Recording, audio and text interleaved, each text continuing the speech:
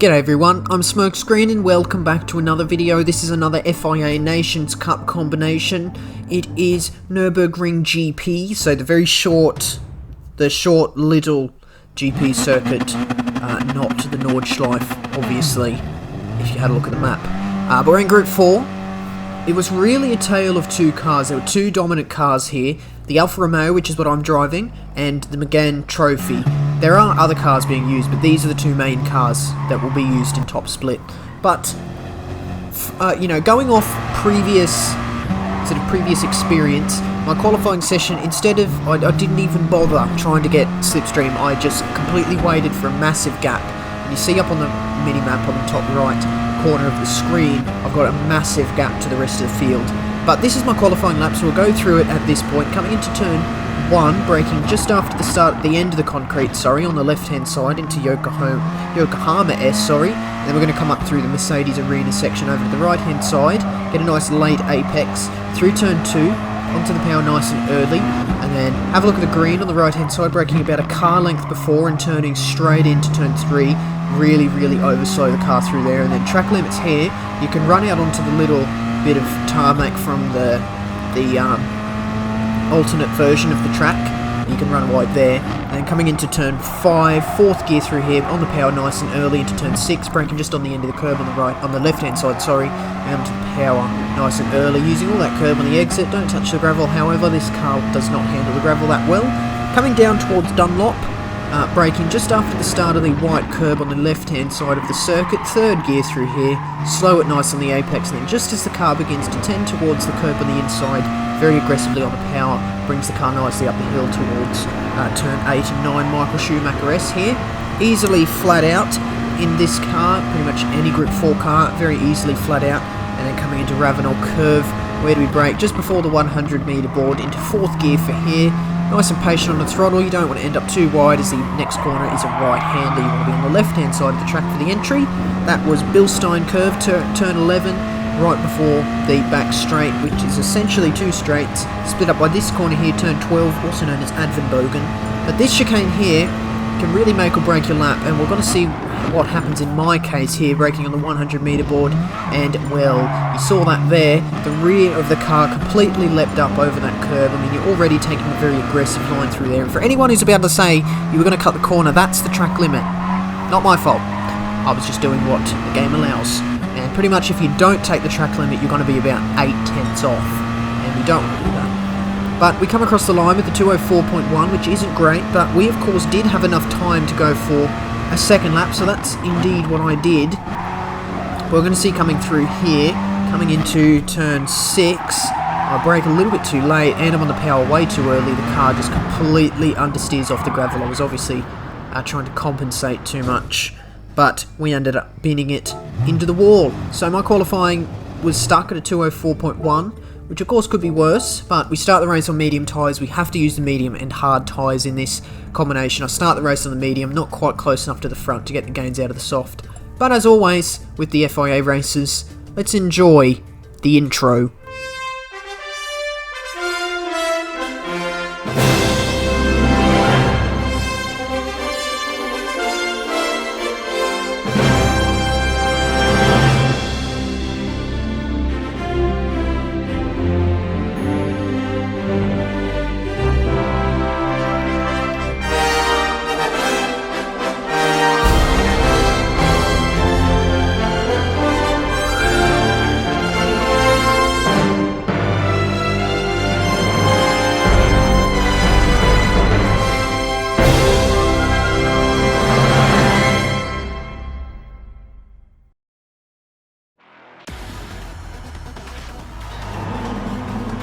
So there we go, we meet us on the grid there with a lovely nice camera pan angle towards the front row of the grid, immediately preceded by this theatrical shot of the top 6 or 7 cars there. I am not that car there in the shot, I am 2 cars ahead of him.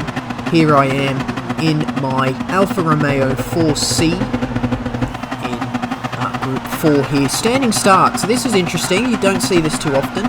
Standing start with false start check.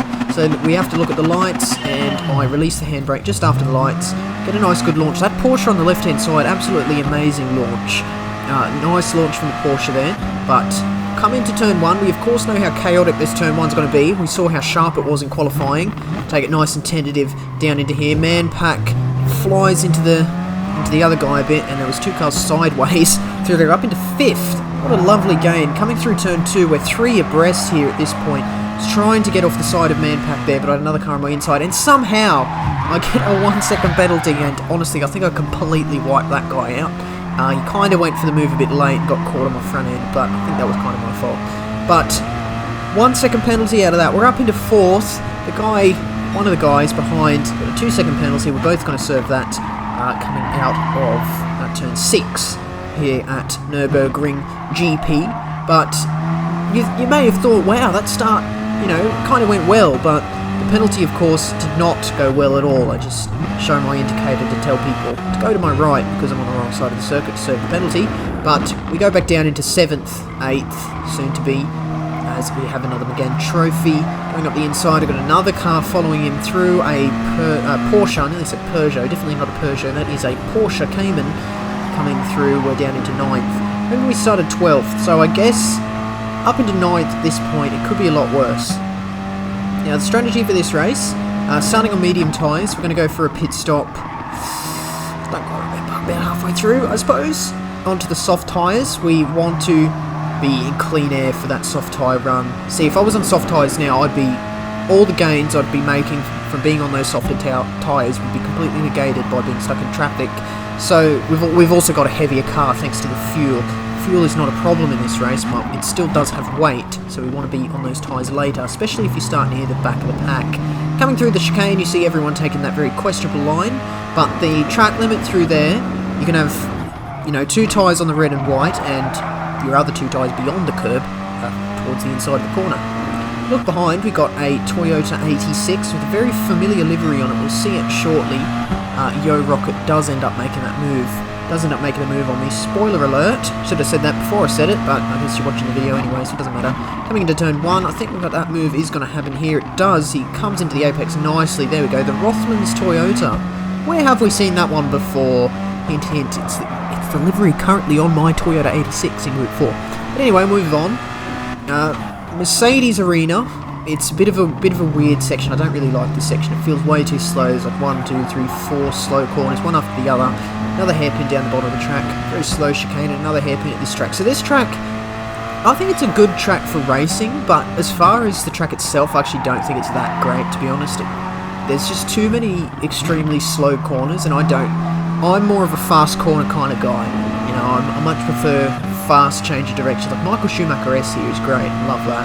And then, that's pretty much the only corner I like, to be honest. The final corner I absolutely hate with a passion. I just cannot take it for some reason. We'll come back to the race now. I've got a bit of a gap behind, about 8 tenths behind as we go up the hill. In slipstream of the train ahead, 1, 2, 3, 4, 5, 6 cars, including myself, in this train, up to 6th or something, 5th, I don't know, who cares. But, yeah, 5th. As we get a nice side shot of the train there. But you see, CST BFO Team Devil is about 1.2 seconds behind, as opposed to my half-second gap to the guys ahead of me. So I'm going to be gaining faster than he's going to be gaining, thanks to me having a smaller gap to my slipstreamer. But we'll come into the chicane for the second time. We'll see what happens. The Toyota 86 brakes really early, and I go for that move. I didn't really want to go for that move whatsoever, but I felt as though that was a really early braking manoeuvre.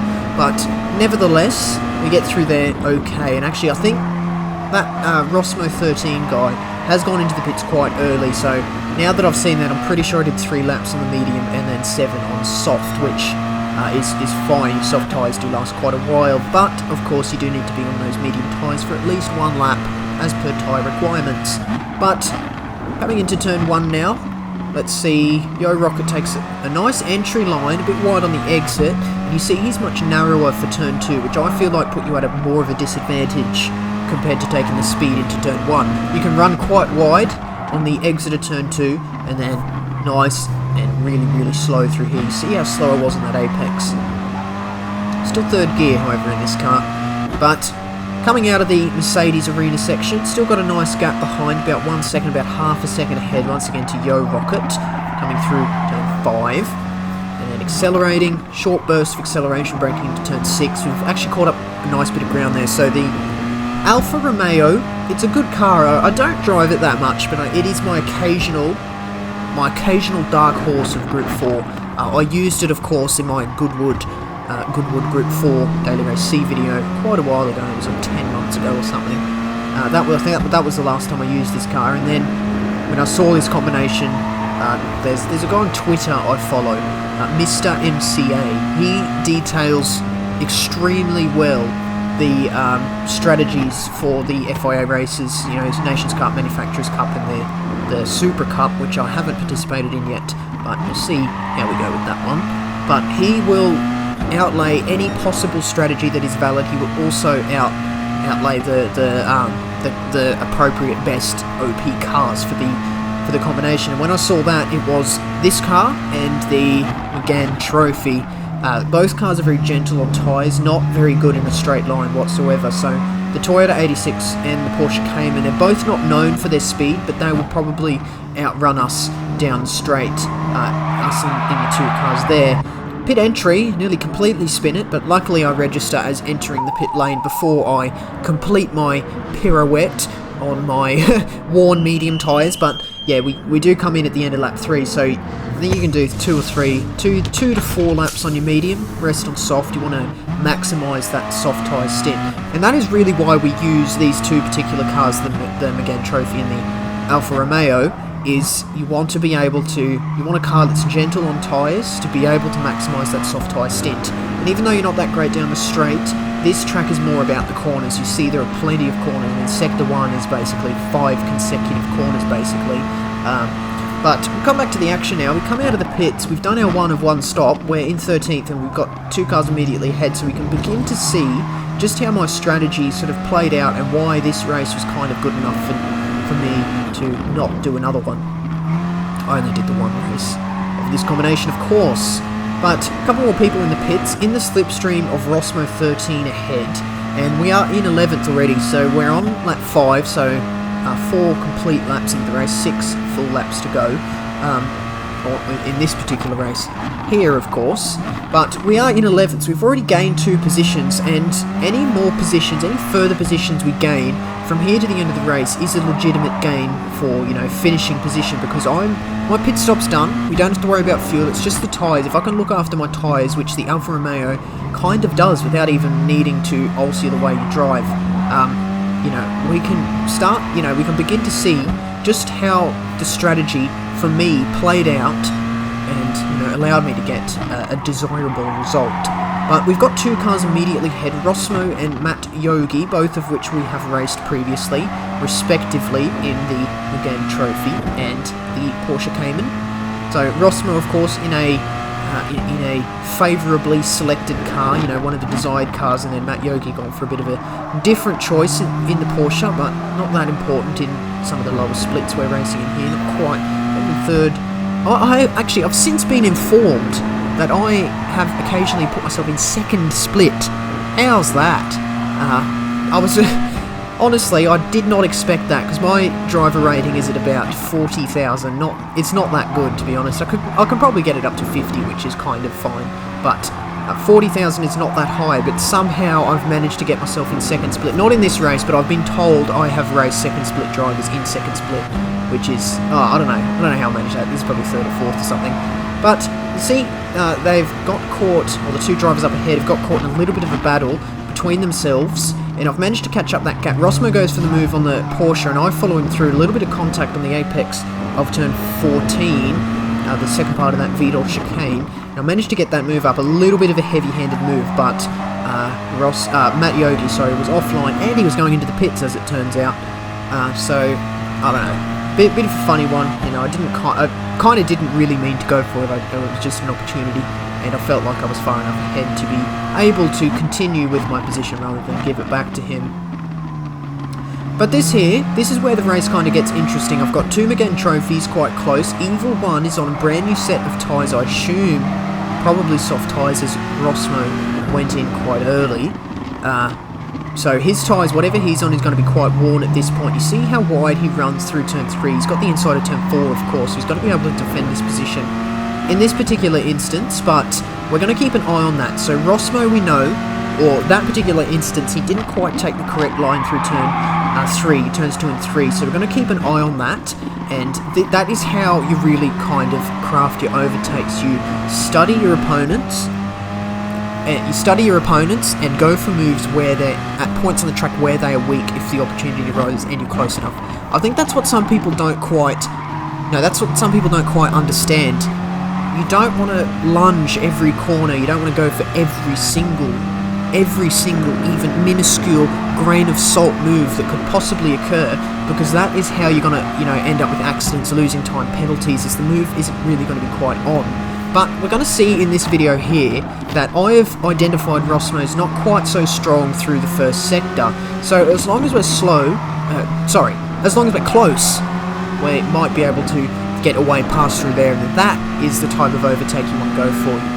That the type of overtake where you don't lose time, where you wait for your opponent to get themselves out of position, rather than you get out of position to make the move, you let them get out of position to make the move on them. Coming into the chicane, we brake nice and early. I don't want to risk any moves through there. As they run quite close to one another, I'm confident that they were going to slow each other up enough to be able to get back that loss I made from braking early. Coming through the final corners here, I just don't know how to take that. I think I'm just too scared of the wall on the inside, which is right on the edge of the curb, so it's quite close. Coming past the pits for the 7th time, we're in 7th position at this point, so of course we started 12th, remember, so this, we can easily see how going for that sort of early stop is probably better for this race. Coming through turn 2 now, Rosmo is quite narrow, goes for the early apex. See, my apex is a lot later, and I'm on the power much later. He's wide on the exit, nice and slow, and that is what I'm talking about there. You see he was weak. I knew he was weak through the first sector. He replicated it in the following lap, and I was able to exploit and prepare for that to happen in order to get that overtake done. And look at that, half a second behind he is now, and I'm now got my sights firmly set on Evil 177. So once again, we take a similar tactic. We're going to study Evil 1, see where he's weak, and try and see if we can get close enough throughout the rest of the circuit to be able to perform a move on him in the part of this circuit where he is weak. So we'll keep an eye on the gap. We're given gaps in the race, we might as well use them to our advantage. He went quite deep into the Dunlop corner there, but gets a good drive on the exit. So the Megane Trophy is a much more stable car than the Alfa Romeo, so we are going to see points on the track where the Renault makes moves or makes gains compared to a Alfa Romeo. I felt like the Alfa Romeo is a little bit, oversteery, I think is the right word. Very easy to control, the Alfa Romeo, but it is oversteery. It's a very, it's a wide and short car. It's effectively, it's pretty much as close to a square, top-down shape of the car you're going to get. So it does like to rotate on its own axis quite a lot thanks to that. But coming into here, into the braking zone, I'm left absolutely no space on the outside, and I have to take to the grass on the apex, or, on the inside of turn 14. I have my own opinion about that kind of thing. I feel like maybe I should have backed out, but I didn't. But then I put myself the other way around. If I was there and I had someone coming up my outside in the braking zone, I wouldn't squeeze them off the track. But I guess by the rules of racing, I wasn't really. I looked at the replay. I think I was pretty much dead in line with halfway alongside. About halfway down the braking zone, so he probably wouldn't have known that I was there until a bit too late, but he did edge me off the track. It's fine, I don't really think I don't really think that he thought, oh, let's edge him off the track, that'll be funny. I feel like it was kind of a late move on my behalf, and probably him not being quite aware of what's happening on his rear right quarter panel. So Rosmo was able to get back past me, but once again, 3rd lap in a row, he replicated his weakness through sector 1, and I managed to get that move back on Rosmo with minimal time loss. So once again, it's as we were a lap ago, except we're now 4 tenths ahead of Rosmo and 8 tenths behind of Evil 1. Coming through the bottom hairpin, we're going to see Evil 1 get that superior drive out of the corner again. So this is where we begin to think, well, now I know he's strong on the exit of turn 7. So, we're not going to try and go for moves at turn 7 because he'll probably get us back on the exit, and then overall a pair of us will just lose time I think coming into this corner, see we're 8 tenths ahead. On the entry, I'm able to get the Alfa Romeo pointed in towards the apex and slow the car on the way towards the apex better than Evil One can. You see we gain about a tenth, or it was about half a tenth in that instance, but then we also get a good run through Bilstein, and we get a nice run down the straight here with the kink in it. Coming towards the chicane for the 8th time, let's see if we can get any further gains. So through the course of this lap, I have caught up quite a bit of ground to Evil One there, and he doesn't take the best of lines through the chicane. He was very wide off turn 13, very close to penalties through 14, very close to the grass on the exit, and once again very close to the gravel on the exit of 15. Hyundai N curve, I think it's called. Very strange branded name. But we'll come into turn 1, very close to Evil One at this point. Now, Sector 1 is a very good place to get an overtake done. I kind of had the bit of a thought here that he might have tried to replicate Rosmo's line a bit. You see, he moves over to the right-hand side, takes that better later apex, and is able to get onto the power. You know, like me, he took a similar line to me, and he's not able... I'm not able to get a move. He's a little bit wide for turn 3, but takes a nice late apex further over to the left-hand side for the entry for turn 4, and he gets a better drive out into the straight thanks to that. But I am in the slipstream. Rosmo's dropped back down into 8th. I've got further 2 cars behind me now, but as long as we can kind of remain fairly close to Evil One, probably not going to be seeing them for a little while unless we fight too much. But we'll get to that when we get to that. We see 2nd and 3rd are just down the road, so this race really could have, you know, been a lot better. Say we didn't get caught up in that penalty. That penalty was a main factor in this race. You see we're only 2 tenths behind Evil One. If we didn't have that penalty, we probably would have been ahead at the end of the pit stop phases for the both of us, and we'd probably be avoiding this whole fight. But I think it's fine. You know, I think having a race is, you know, sometimes more fun. Especially because I started 12th. The fact that I'm, you know, fighting for 4th when you start at 12th is a good sign. Coming through turn 10, in that particular instance, Evil One gets the exit a bit incorrect, and then coming through 11, I think he does a bit of a tactical slowdown on the apex. He parks it, absolutely dead, perfectly parks it on the apex. Run into the back of him, and then, unfortunately, all this fighting has allowed Ty Lansdell to get his way into the mix as well. So I've now got a car in between myself and my goal position of 4th, which is not good going on to the final lap. But hopefully, well, you know, I don't hope for bad things to happen to my opponents, but say they did, you know, I'm not going to not take it. I'm not going to not exploit the opportunity. So, you know, we can always kind of hope for something favourable for me to happen.